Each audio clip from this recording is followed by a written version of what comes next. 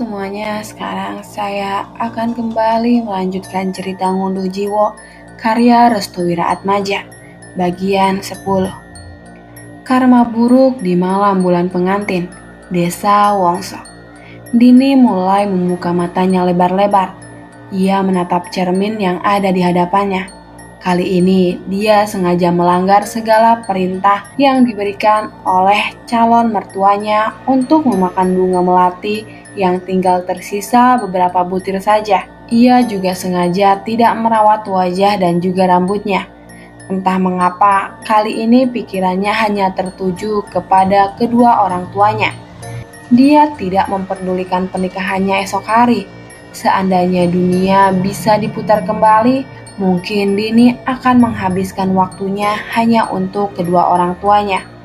Dia sudah termakan dengan omongan manis bagus yang selama ini menjadi orang yang sangat dipercayakannya. Hatinya sudah benar-benar kecewa semenjak saat itu. Dini tidak menyangka jika pernikahannya adalah pernikahan yang diperalat untuk kepentingan tertentu. Benar kata ibunya, Dini harus merelakan orang yang menurutnya sangat mencintainya. Namun orang itu sendiri yang akan menjadi sumber rasa sakit yang sangat besar. Dini mulai merasakan hal tersebut manakala dirinya melihat dengan jelas dua orang yang dikenalnya sedang bermesraan. Sembari memandang cermin, Dini telah mengumpulkan 3 sisir yang 2 dari ketiganya didapatkan di tempat Bi Imah. Jika memang apa yang dikatakan oleh ibunya benar, maka dia akan melakukan apapun demi membatalkan semua ritual yang akan dilakukan oleh orang-orang yang telah memperalat dirinya. Mana yang lebih menyakitkan nantinya? Dipatahkan oleh cinta atau terbunuh karena melanggar tulah? Ucap Dini. Perlahan matanya berubah layaknya menjadi seorang wanita psikopat yang siap membunuh calon suaminya. Rasa sakit hatinya tidak bisa tergantikan dengan apa yang dia rasakan saat itu juga. Menurutnya, kesalahan terbesar dalam hidupnya adalah terlalu mempercayai orang yang seolah-olah telah mencintainya dengan tulus. Padahal sejatinya orang yang mencintainya adalah orang yang tidak pernah menyembunyikan dua perasaan dalam satu hati. Langkah kakinya kini menuju ke ruangan ibunya, Ibu Sri. Dia sadar penderitaan yang terjadi terhadap ibunya oleh sebab perbuatan dari calon mertuanya itu. Sudah berada di ujung tanduk pada bulan pernikahan, keraguan Dini semakin memuncak. Ia telah dibodohi oleh gemerlap manis perkataan bagus yang telah menodai ketulusan cintanya. Ia juga merasa telah menjadi anak yang durhaka karena tidak mengikuti segala perintah yang dilakukan oleh orang tuanya saat itu. Sembari menengok ibunya yang masih terbujur kaku di kamar, Dini tersenyum menghadap ke arah jendela kamar ibunya. Ia kali ini tidak bisa diperdaya lagi. Wanita yang terlahir dengan rasa sakit akan menjadi seorang wanita yang dipenuhi dengan dendam dan karma. Dan hal ini digambarkan langsung oleh Dini yang saat itu menatap dunia bagaikan sebuah panggung drama yang dimainkan oleh orang-orang besar. Dia hanyalah pemeran pengganti yang ketika tidak lagi menarik, maka akan diganti oleh pemain lainnya yang secara kebutuhan lebih dibutuhkan dibandingkan dengan dirinya. Dunia itu kejam ya Bu, kita orang biasa. Terlahir sebagai keluarga petani yang tidak kaya dan juga tidak miskin. Namun, orang-orang yang memiliki tanah bertuah dan harta yang melimpah seolah-olah menjadi Tuhan dalam satu hari untuk memperdaya orang-orang seperti kita. Layakkah kita menjadi manusia yang terpinggirkan dengan garis penghinaan seperti ini? Ia kemudian menuju ranjang ibunya, mengelus rambut Ibu Sri secara perlahan. Lalu, tidak berselang lama, Dini meneteskan air mata hingga terjatuh tepat di pipi ibunya. Andaikan aku menuruti apa kemauan ibu, maka aku tidak akan membuat ibu semenderita ini. Melati dan sisir terkutuk itu adalah dua benda yang nantinya akan menjadi karma bagi keluarga iblis itu, Bu. Aku siap mengorbankan semuanya untuk mengganti nyawa-nyawa orang yang sudah melayang dengan sia-sia di bulan pengantin ini. Dini harus tetap kuat. Ia kembali mengusap air matanya dan bertindak seolah-olah tidak akan terjadi apa-apa untuknya saat ini. Ia menyanggu rambutnya yang sudah berantakan dan beranjak pergi dari kamar ibunya.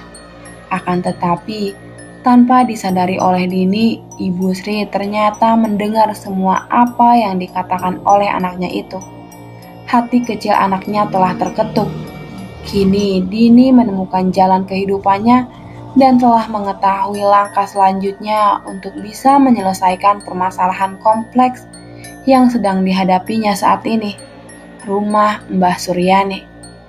Kini kekecewaan terbesar benar-benar tergambarkan di raut wajah Ustadz Sumantri. Entah mengapa hatinya begitu terkikis mendengar asumsi dari Ibu Sumi yang sangat sesuai dengan logika terkait dengan harta kekayaan tersembunyi yang dimiliki oleh Mbah Sur. Aku bahkan curiga dengan apa yang sudah terjadi saat ini. Bunuh jiwa tercipta bukan tanpa alasan. Bisa jadi ada penggeraknya. Aku tidak yakin jika hanya Bunda Melati saja yang menjadi sosok utama dalam panggung persembahannya. Jelas Ibu Sumi. Lagi dan lagi, Ibu Sumi seperti memberikan banyak asumsi yang tidak masuk akal. Namun jika dipikir secara logika memang benar adanya.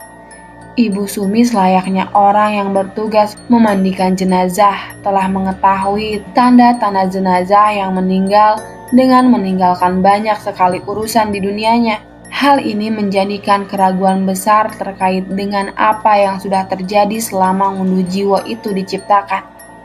Hal yang seharusnya tidak ditemukan dalam pencariannya, kini terkuak dengan sendirinya. Selama ini, kita hanya mencurigai Bunda Melati yang notabene sebagai penggerak dari ngunduh jiwa.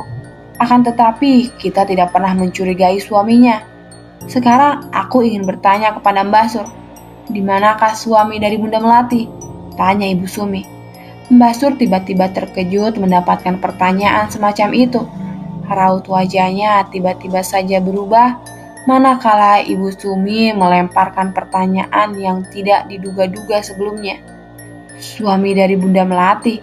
Tanya Mbah Sur. Apakah ketika di hari pernikahan Rahayu dia datang? Atau memang sengaja disembunyikan oleh Bunda Melati? Tanya Ibu Sumi. Ibu Sumi melihat dengan jelas keraguan yang tertanam dalam wajah Mbah Sur. Keraguan yang tercipta membuat mulutnya sulit mengatakan kejujuran di hadapannya.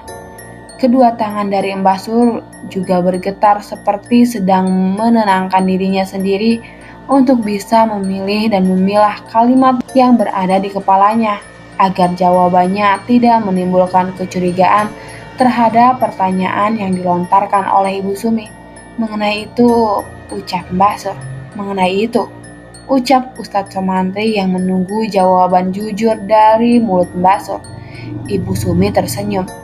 Dia sudah tahu jawaban apa yang ingin dikatakan oleh Mbah Sur lewat dengan penggambaran wajah dari Mbah Sur yang penuh ketakutan.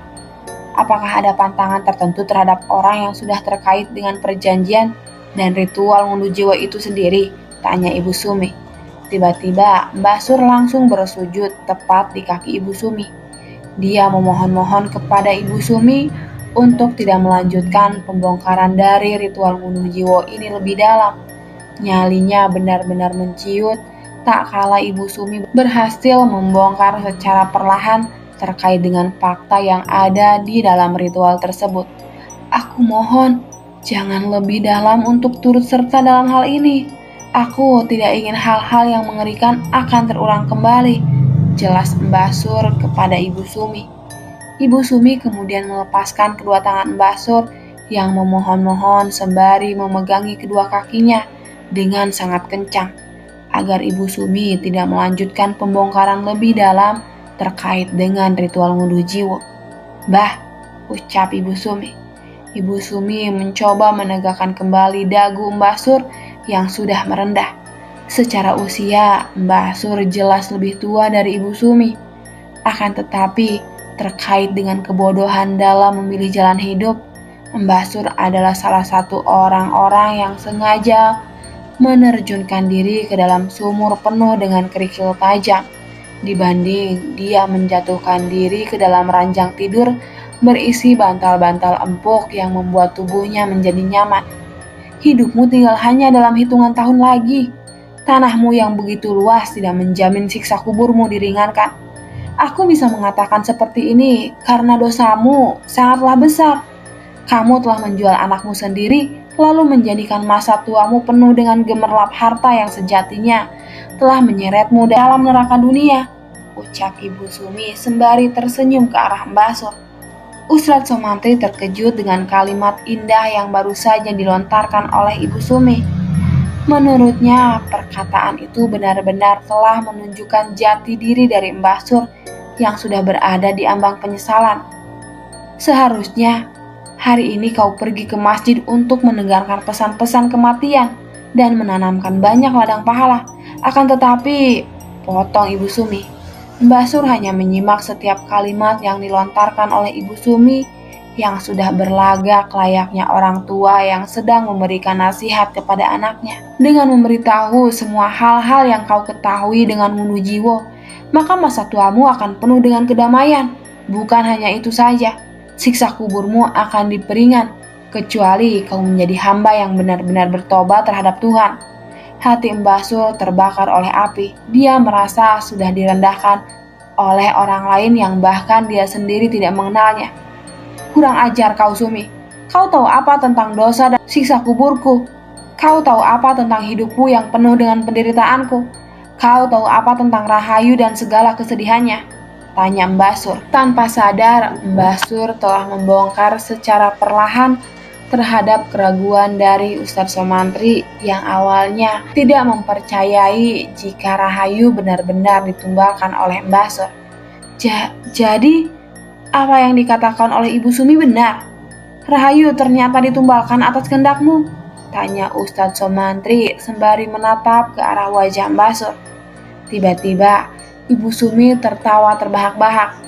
Pak Sumardi yang melihat istrinya itu tertawa hanya keheranan. Baru kali ini dia melihat sisi lain dari istrinya yang benar-benar sangat tidak terduga. Sialan kau, Sumi. Kau sudah menjebakku agar mengakui semua perbuatan salahku, teriak Mbah Sur sembari mengarahkan beberapa pukulan ke arah Ibu Sumi. Pak Sumardi berusaha menghentikan pertikaian itu. Ia mencoba untuk menangkis satu persatu pukulan dari Mbah Sur yang terlihat sangat tak bertenaga karena telah dimakan usia ke arah istrinya. Pergi kau dari rumahku, pergi, teriak Mbah Sur sembari mengarahkan beberapa pukulan lagi. Namun Pak Sumardi masih bisa menangkis pukulan Mbah Sur yang mengarah ke istrinya itu. Ibu Sumi menghentikan tawanya sekarang. Ia kemudian menundukkan kepalanya sembari memainkan jari jemarinya secara perlahan, seolah-olah ingin membuktikan segala apa yang diucapkannya. Ibu Sumi justru memberi tantangan yang mengerikan kepada Mbah Sur. Aku tahu siapa pelaku sebenarnya dalam Wundu Jiwo ini. Aku tahu ketakutan terbesarmu saat ini, Mbah Sur. Aku tahu apa yang selama ini orang-orang menyalahkan Bunda Melati karena merasa sejatinya pelaku penumbulan ini adalah dirinya sendiri. Jelas Ibu Sumi kepada Mbah Sur. Apa maksudmu, Sumi? Tanya Mbah Sur. Apakah perias pengantin benar-benar telah melakukan ritual khususnya kepada pelaku di balik ini semua? Apakah Bunda Melati hanya sebagai pengecoh dari asumsi masyarakat? Atau pelaku itu sendiri adalah orang yang selama ini sengaja disembunyikan agar bulan pengantin tetap menciptakan Wundu Jiwo terhadap gadis-gadis perawat? Tanya Ibu Sumi. Mbah Sur berteriak dengan kencang dan meminta kepada Ibu Sumi untuk terdiam. Dia tidak ingin Ibu Sumi meneruskan kembali apa yang seharusnya tidak diucapkan. Cukup, Sumi, kau bukan orang asli Dewasa Wongso. Kau sendiri tidak tahu menahu kenapa semuanya bisa terjadi, jelas Mbah Sur. Ibu Sumi kemudian melepaskan tangan suaminya yang masih menahannya agar tidak lepas kendali tak kala emosinya sudah meluap dalam menanggapi tanggapan dari Mbah Sur. Aku ini orang yang sering memandikan jenazah. Setiap hari aku bergelut pada keseimbangan emosi yang diungkapkan para jenazah yang belum siap untuk mati. Semenjak bunuh jiwa berlangsung, hidupku penuh teror dan ketakutan. Suara tulang belulang yang dipatahkan, tangis wanita yang merintih kesakitan dan meminta tolong. Itu semua adalah suara dari anakmu, Rahayu, teriak Ibu Sumi. Mbah Sur terkejut mendengar hal tersebut. Dia tidak menyangka jika apa yang dirasakan oleh Ibu Sumi melebihi dari dugaannya sendiri. Teror dan kejadian yang mengerikan lainnya benar-benar sudah menyebar dari dan terjadi ke beberapa orang yang bahkan untuk Mbah Sur sendiri tidak mengenalinya. Namun, ada satu pertanyaan yang saat itu juga tercipta di pikiran Mbah Sur. Mengapa Ibu Sumi bisa mendapatkan teror dari Rahayu? Apakah ada kesalahan yang terjadi kepada Ibu Sumi hingga membuat Rahayu terus-menerus menerornya? Tapi, mengapa kau juga mendapatkan teror? Apa yang menjadikan Rahayu menerormu? Tanya Mbah Sur. Kali ini Ibu Sumi tidak bisa menjawabnya. Ia hanya bisa terdiam sembari menahan rasa sesak di dada jika mengingat kejadian itu kembali. Pak Sumardi mulai angkat bicara. Sedari tadi dia hanya terdiam. Mungkin dengan mengambil kesempatan bicara ini, atmosfer ruangan menjadi lebih tenang. Begini, Mbah Sur, saat itu kami berdua sedang memandikan jenazah dari Wati. Kau mungkin telah mengenalnya, jelas Pak Sumardi. Dia pasti sudah mengenalnya. Mbah Sur dan Pak Wito itu satu komplotan, ucap Ibu Sumi. Apa maksudmu? Tanya Mbah Sur. Diam dulu. Jika semua dibicarakan seperti ini tidak akan selesai. Tujuan kita adalah membatalkan proses ngunduh jiwa. Besok sudah memasuki bulan pengantin. Jika kita semua tidak bisa menyelesaikannya, ucap Pak Sumardi. Tidak semua Pak, cukup kita berdua. 2 orang ini adalah komplotan dari mereka, ucap Ibu Sumi. Lagi dan lagi, Ibu Sumi kembali memotong pembicaraan dari Pak Sumardi. Entah apa yang membuatnya kesal hingga tidak menyukai sama sekali dari Mbah Sur dan juga Ustadz Somantri. Diam dulu Bu, aku tahu. Kita berdua akan berusaha semaksimal mungkin untuk menyelesaikannya. Tapi, dengan siapa lagi kita akan mencari informasi ini selain dengan mereka berdua? Tanya Pak Sumardi. Walau bagaimanapun juga, Pak Sumardi telah merangkul Mbah Sur dan juga Ustadz Somantri. Menurutnya, ada banyak hal yang belum diketahui oleh Pak Sumardi terkait dengan ngunduh jiwa itu sendiri. Aku mohon untuk semuanya. Besok adalah bulan pengantin. Aku sendiri tidak tahu apa yang harus kita lakukan. Tapi kita sudah mendapatkan informasi terkait dengan pengantin selanjutnya yang akan dinikahkan oleh Bagus. Apakah ada saran untuk bisa menggagalkannya? Tanya Pak Sumardi. Akan tetapi gerak-gerik dari Mbah Sur mulai terlihat kembali. Sepertinya dia sudah menyadari apa yang seharusnya dilakukan untuk menebus semua dosa-dosanya di masa lalu untuk kesejahteraan serta kedamaiannya di masa sekarang. Aku tahu kalian berdua ingin menyelesaikan ngunduh jiwa ini. Tapi menurut kalian, berapakah pelaku dari orang-orang yang melakukan ngunduh jiwa itu? Tanya Mbah Sur. Pelaku ngunduh jiwa? Tanya Pak Sumardi. Benar. Sebelum kita menyelesaikan semua masalahnya, apakah kalian tahu berapa pelaku dari ngunduh jiwa itu? Tanya kembali Mbah Sur kepada mereka semua. Ibu Sumi kembali berpikir untuk mendapatkan jawaban pertanyaan yang diarahkan oleh Mbah Sur terkait dengan pelaku dari ngunduh jiwa itu sendiri. Setahuku pelakunya itu ada 4, ucap Ustadz Somantri. Sebutkan. Bagus, Bunda Melati, Bi Imah dan juga Cici. Bagaimana dengan Wikto? Tanya Mbah Sur. Tak ada salahnya memang untuk memberikan argumen terkait hal ini. Akan tetapi, status dari Mbah Sur sendiri masih belum jelas. Apakah dia memang pelaku yang layaknya seperti Pak Wikto? Atau memang dia hanyalah sekutu yang membantu proses ngunduh jiwa dijalankan? 2 orang, jawab Ibu Sumi. Tiba-tiba Ibu Sumi memberikan sebuah argumen yang berbeda dari yang lainnya. Ia sendiri telah memikirkan secara matang terkait dengan pelaku asli dari ngunduh jiwa itu. 2 orang, siapa saja? Tanya Mbak Sur. Aku tidak tahu terkait dua orang pelaku ini. Mungkin kau adalah satu-satunya orang yang masih dalam ikatan sekutu terhadap mereka, Bunda Melati dan lain-lain, yang sudah mengetahui secara pasti pelakunya. Akan tetapi, aku sudah mengira jika pelakunya adalah orang yang selama ini disembunyikan dan tidak diketahui oleh siapapun. Sedangkan mereka, Bunda Melati dan yang lainnya, hanyalah penggerak dari Ngunduh Jiwo. Mbah Sur tersenyum mendengar jawaban yang diberikan oleh Ibu Sumi. Akan tetapi, menurutnya jawaban yang baru saja disebutkan oleh Ibu Sumi masih belum tepat. Ibu Sumi masih belum bisa menyebutkan nama pelaku dari Ngunduh Jiwo itu sendiri. Jadi siapa pelakunya? Tanya Ustadz Somantri kepada Mbah Sur. Benar seperti apa yang dikatakan oleh Ibu Sumi. Pelakunya sengaja disembunyikan. Dia akan muncul ketika bulan pengantin itu tiba. Ibu Sumi dan Pak Sumardi terkejut mendengar penjelasan dari Mbah Sur. Padahal selama ini mereka berdua hanya berkiblat kepada Bunda Melati dan beberapa orang yang secara jelas melakukan ritual itu sendiri. Siapa pelakunya?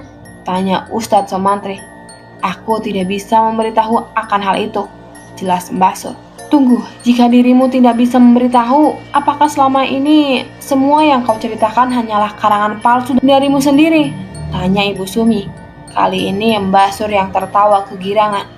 Dia seolah-olah sedang mengejek dan merendahkan Ibu Sumi serta yang lainnya karena telah mempercayai cerita yang telah ia buat sebelumnya. Aku sengaja melakukan hal tersebut. Aku membolak-balikan fakta. Saat bulan pengantin tiba dan saat pernikahan itu diadakan, mereka melakukan sebuah ritual, bukan sebuah akad atau ikatan untuk kedua mempelai.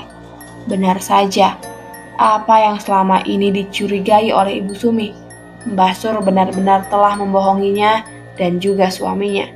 Ternyata saat bulan pengantin tiba, kedua mempelai akan melakukan sebuah ritual khusus yang ritualnya itu sendiri bertujuan untuk menyesuaikan syarat dari Ngunduh Jiwo. Kurang ajar kau tua bangka. Kau telah membuat siksa kubur dalam duniamu sendiri, teriak Ibu Sumi sembari mencoba untuk menarik rambut putih dari Mbah Sur. Tapi anehnya, Mbah Sur bukannya merasa kesakitan saat rambut tuanya ditarik oleh tangan Ibu Sumi. Justru ia tertawa kegirangan sembari meneteskan air mata. Menurutnya, pertemuan itu adalah pertemuan yang paling membahagiakan. Cepat katakan, siapa pelakunya? Cepat katakan bajingan, teriak Ibu Sumi. Udah Bu, kasihan Mbah Sur, pinta Pak Sumardi. Tak ada kata kasihan untuk iblis yang merasuki tua bangka ini. Dia adalah sekutu dari Bunda Melati. Dia sengaja menumbalkan anaknya. Dia sendiri telah membuat karangan bebas terkait dengan peristiwa di bulan pengantin. Sekali lagi, Ibu Sumi benar-benar kehilangan kendali. Pak Sumardi meminta kepada Ustadz Sumantri untuk membantunya dalam melepaskan kedua tangan istrinya. Bantu aku Ustadz Alan, jangan hanya diam. Iya Pak. Ustadz Sumantri berusaha membantu Pak Sumardi untuk melepaskan ikatan itu.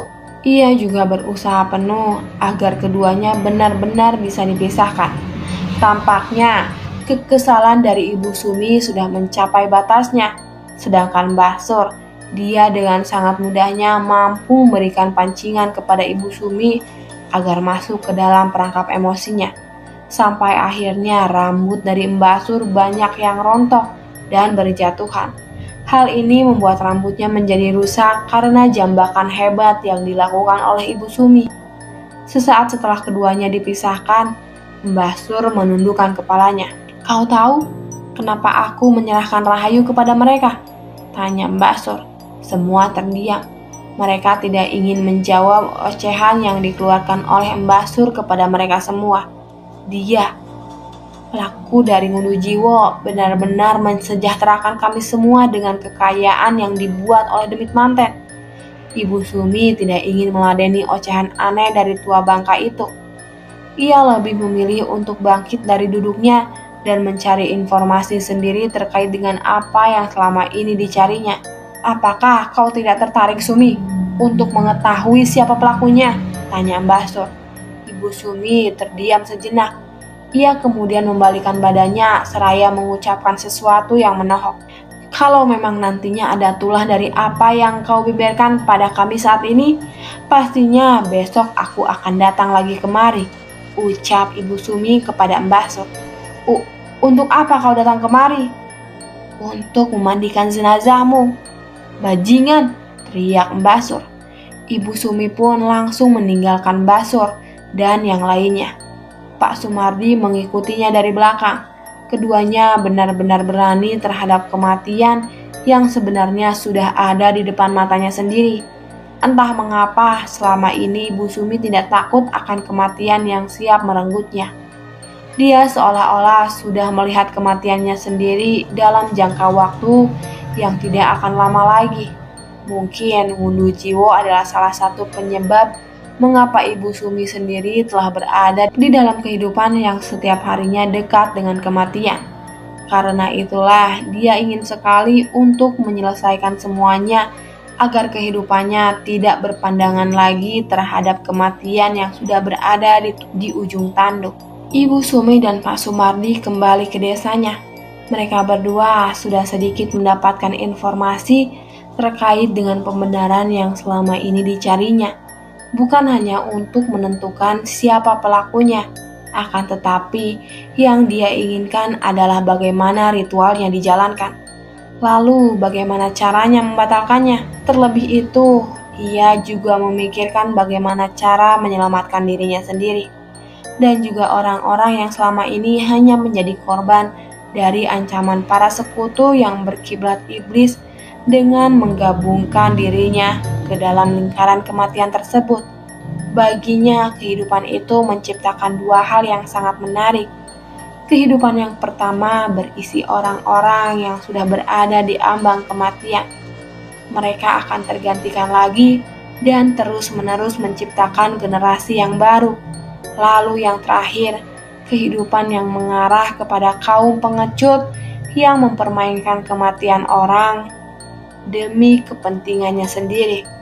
Orang-orang seperti ini selayaknya sudah membuat penyiksaan baginya sendiri, bukan karena nantinya tidak akan bisa mendapatkan apa yang semestinya mereka dapatkan. Akan tetapi, mereka akan mengetahui sisi buruk yang terjadi dan terdampak ketika mereka menjalankannya tanpa memikirkan kemanusiaan yang berarti.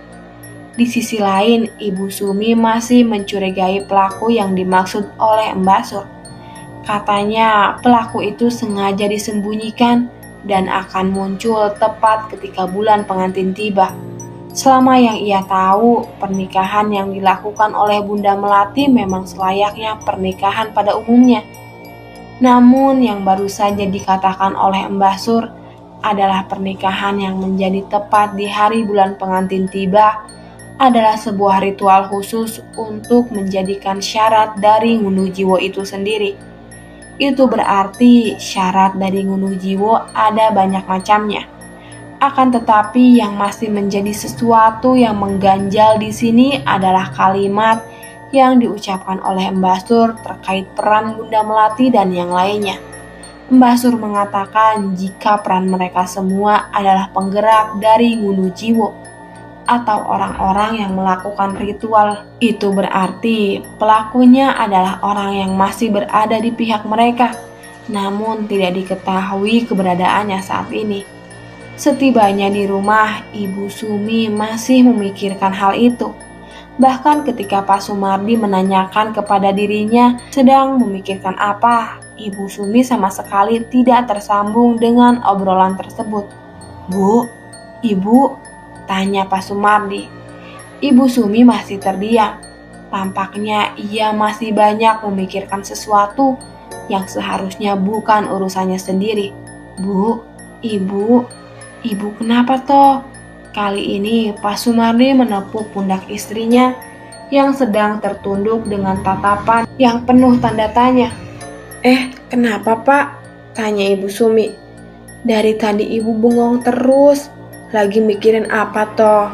"Mikirin perkataannya Mbah Sur," tanya Pak Sumardi.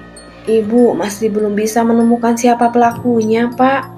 Padahal besok adalah bulan pengantin." Tapi kenapa semuanya begitu gelap di mataku saat ini? Ucap Ibu Sumi. Pak Sumardi mendekap tubuh istrinya dengan kuat. Baginya, apa yang telah dilakukan oleh istrinya sudah benar-benar hebat. Saking hebatnya, dia mau mengurusi hal sedemikian sulit dan rumitnya dalam mencampuri urusan orang lain yang seharusnya bukan menjadi urusannya sendiri. Manusia itu diciptakan untuk menjadi sesuatu yang bermanfaat. Jika kita sudah berusaha penuh untuk melakukannya dan belum mendapatkan hasil yang serupa sesuai dengan keinginan kita, setidaknya kita sudah memberikan waktu dan tenaga kita untuk hal demikian. Jelas Pak Sumardi. Bagi Pak Sumardi, siapapun pelakunya, pasti dia akan mendapatkan akibat dari apa yang diperbuatnya. Karena itulah, dia sebisa mungkin meyakinkan istrinya untuk tidak terlalu memikirkan hal itu secara berlebihan. Malam bulan pengantin akan tiba, malam yang seharusnya menjadi tempat untuk mengistirahatkan tubuh dan meregangkan otot-otot yang kaku, kini tidak berlaku bagi Pak Wikto yang merupakan bagian penting dari orang-orang yang menggerakkan Ngunduh Jiwo itu sendiri. Malam itu, Pak Wikto sedang berada di dalam rumahnya. Dia berencana untuk menuju ke rumah Bunda Melati tepat di malam hari. Akan tetapi, hatinya seperti tidak nyaman.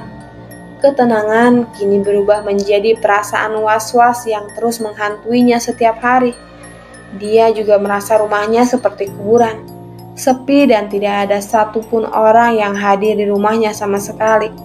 Seakan ada yang berbeda, Pak Wikto pun memeriksa kamar anaknya yaitu Jeka.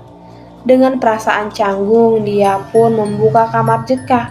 Akan tetapi, dirinya terkejut saat melihat Jeka tengah tertidur.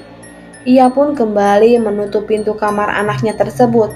Namun saat pintu kamar Jeka ingin ditutup, tiba-tiba dia mendengar suara tawa cekikikan yang berasal dari kamar anaknya tersebut. Suaranya mirip seperti suara anaknya. "Jeka, bukankah kau sudah tidur?" Pak Wikto pun kembali membuka pintu kamarnya secara perlahan.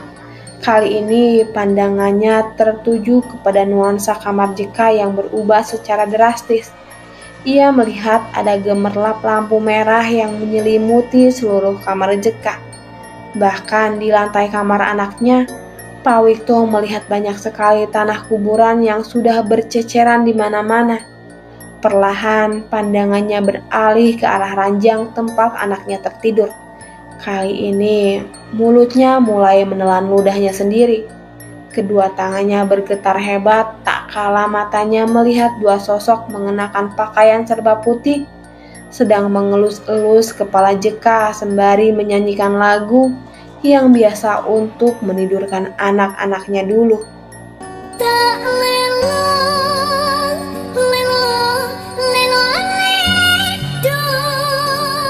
Pak Wikto mengenali suara itu.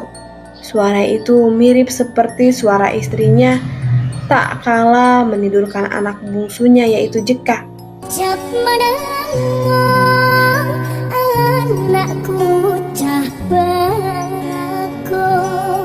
Pak Wikto melangkah maju ke dalam kamar anaknya. Kedua kakinya kini menginjak serpihan tanah kuburan yang telah menyebar di kamar anaknya tersebut. Salah satu sosok wanita dengan wajah yang belum terlihat karena rambutnya yang paling panjang sedang mengelus kepala anaknya. Pak Wikto sangat yakin jika itu adalah istrinya yang sudah meninggal dunia. "Heni?" Panggilan dari Pak Wikto tidak digubris oleh wanita tersebut. Ia justru melanjutkan nyanyiannya untuk menidurkan Jeka.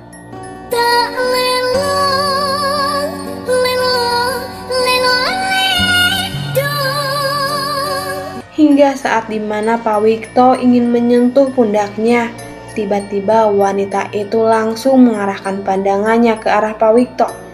Sontak saja, Pak Wikto langsung berteriak dengan sangat kencang dan ketakutan saat melihat rupa dari istrinya yang sudah dipenuhi dengan darah dan belatung. Untungnya semua itu hanyalah mimpi. Pak Wikto langsung terbangun dari mimpinya dan berusaha meyakinkan kepada dirinya bahwa apa yang baru saja dilihatnya hanya ilusi semata. Pak Wikto tertidur tepat di sofa, tepat di hadapan kamar anaknya. Untung cuma mimpi. Pak Wikto pun beranjak bangkit. Ia berencana mengambil air di ruangan belakang. Akan tetapi saat dimana dirinya melewati kamar anaknya, Pak Wikto mendengar sesuatu dari kamar anaknya dengan suara yang sangat lirih. Awalnya Pak Wikto hanya mendengar seperti orang yang sedang bernyanyi, namun dengan suara deheman saja. Lambat laun dirinya mendengar dengan jelas akan kalimat-kalimat yang sedang diucapkan oleh seseorang yang berupa lilik ragu Jawa yang dikenalnya itu.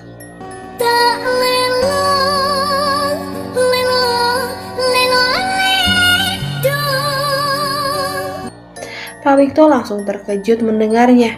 Ia seakan terbawa oleh ilusi yang berada dalam mimpinya tersebut. Beberapa kali tangannya menampar pipinya untuk meyakinkan bahwa apa yang baru saja didengarnya itu adalah sebuah ilusi semata. Ini gak benar. Ini pasti mimpi. Pak Wikto segera menjauhi kamar itu. Ia tidak ingin mendengar suara itu lebih jelas. Menurutnya, nyanyian itu adalah sebuah nyanyian yang membuatnya dibanjiri akan ketakutan. Akan tetapi, semakin Pak Wikto menjauh, suara itu semakin jelas dan terdengar kencang di telinganya.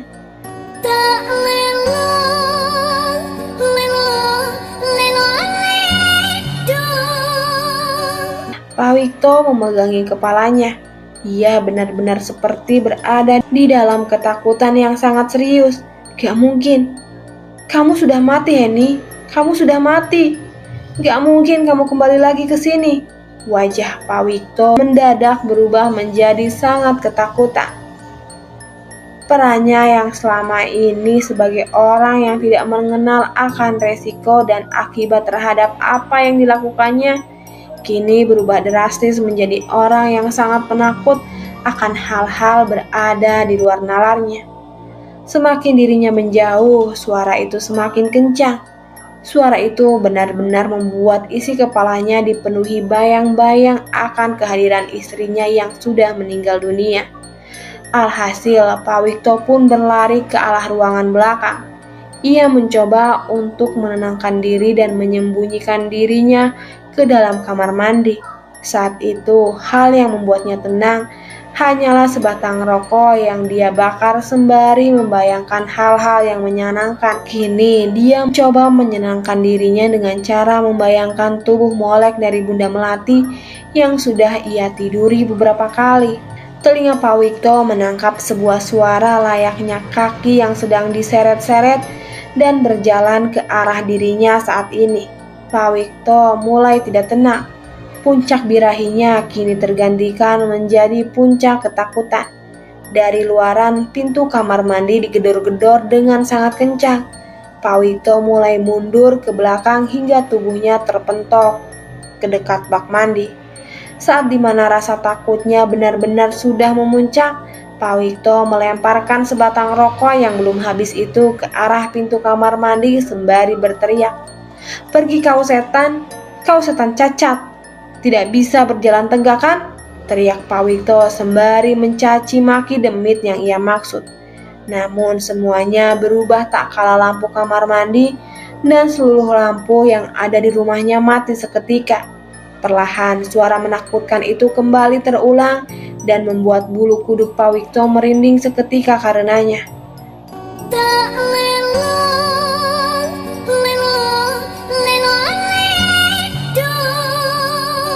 Pak Wikto kembali meneriaki setan itu dengan cacian dan makian yang dibuatnya sendiri. Bahkan cacian dan makian itu mengarahkan kepada hal-hal yang tidak seharusnya diucapkan. Bersamaan dengan itu, suara gedoran pintu terhenti dengan sendirinya. Tidak berselang lama, lampu kamar mandi kembali menyala. Pak Wikto merasa jika semuanya sudah aman. Namun sesuatu yang berada di luar dugaannya justru terjadi. Kedua tangannya ditarik oleh sesuatu yang berasal dari dalam bak mandi. Tubuh Pak Wikto ikut terperosok ke dalamnya.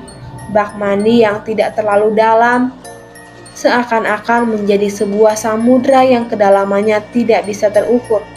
Pak Wikto berusaha penuh untuk menggapai bagian atas dari bak mandi tersebut. Akan tetapi tubuhnya didekap oleh sesuatu dari belakang. Kepala hingga wajahnya ditutupi oleh rambut yang sangat panjang, hingga dirinya tidak bisa bernapas sekalipun. Bak mandi yang awalnya memiliki air berwarna bening, kini berubah menjadi warna merah bercampur darah tepat di malam bulan pengantin. Desa Wongso. Sementara itu, Mbah Sur seperti biasanya.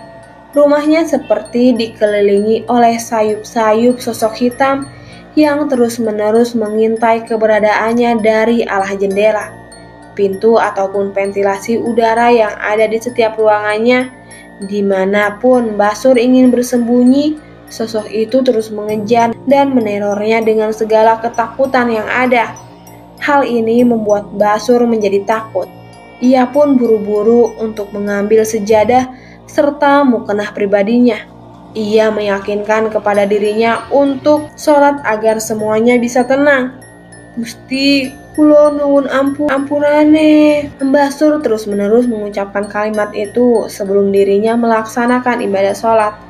Akan tetapi saat dimana dirinya mengangkat kedua tangannya secara perlahan dan memulai takbir, tiba-tiba dari luar ruangan kamarnya Mbah Sur mendengar suara orang tertawa cekikikan seperti sedang menertawakan tindakan yang dilakukan oleh Mbah Sur. Hihihihi. Leher Mbah Sur mendadak merinding.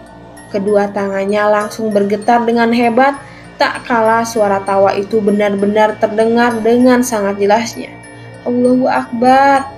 Mbah Sur pun mengubah gerakannya menjadi ruku.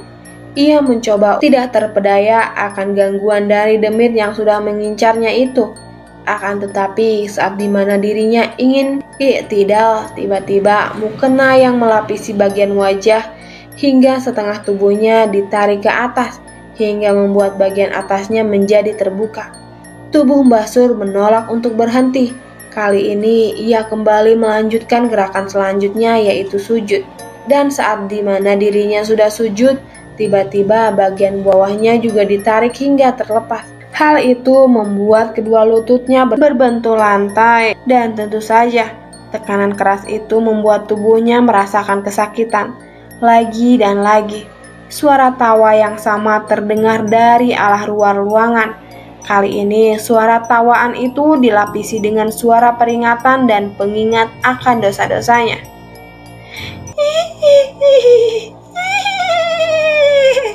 Sekarang, dirimu ingat kepada Tuhan, Mak. Mbah Sur benar-benar berada dalam ketakutan. Ia segera bangkit dari keadaan yang sudah membuatnya terjatuh. Kedua kakinya dipaksakan untuk bergerak dan keluar dari kamarnya. Mbah Sur mencoba untuk keluar dari teror mematikan tersebut. Akan tetapi saat dimana dirinya ingin membuka pintu depan, tiba-tiba dia melihat ada seorang pria sedang berdiri di luar rumahnya sembari mengepus rokok dengan santainya. Tolong aku. Demit manten itu menerorku lagi. Tolong bukakan pintunya. Dan saat dimana Mbah Sur berusaha mati-matian untuk lari, tiba-tiba pria yang berada di luar ruangan tersebut langsung mengucapkan sesuatu. Membusuklah kau di neraka, Mbah Sur. Somantri, bajingan kau. Berani-beraninya kau melakukan ini kepadaku. Lihatlah bagaimana anakmu melampiaskan segala kemarahannya kepadamu. Jadi selama ini kau menjadi ustadz palsu. Apa tujuanmu? Apa jangan-jangan... Somantri tertawa kegirangan. Kali ini dia benar-benar di ujung kemenangan. Faktanya, dendamnya sudah tersampaikan untuk menghabisi orang-orang yang sudah menggagalkan kebahagiaannya. Jadi kau sudah tahu? Tanya Ustaz Somantri. Jadi selama ini teror Rahayu adalah dirimu sendiri yang buat. Apa yang kau lakukan saat pemakaman Rahayu itu berlangsung? Perlahan Somantri pun mengambil sesuatu yang berada di dalam kantong celananya. Dia kemudian menyelipkan sesuatu itu tepat di bagian bawah pintu. Tengoklah ke bawah, ibu mertua. Oh tidak, mantan ibu mertuaku. Mbah Sur kemudian melihat sesuatu yang tidak pernah dia bayangkan sebelumnya. Dia melihat ada tali berwarna putih kecoklatan yang sudah dipastikan itu adalah tali pocong dari Rahayu yang sebelumnya sudah diambil terlebih dahulu untuk memberikan dampak teror kepada orang-orang yang selama ini telah mengambil kesenangannya saat itu. Bajingan kau, Somantri. Sementara dengan itu, Somantri pun meninggalkan Mbah Sur sendirian. Dia kemudian beranjak pergi ke tempat lain untuk melihat-lihat malam di bulan pengantin yang sangat mengerikan itu. Akan tetapi, baru beberapa langkah di mana Somantri meninggalkan rumah Mbah Sur, tiba-tiba terdengar suara teriakan yang benar-benar kencang.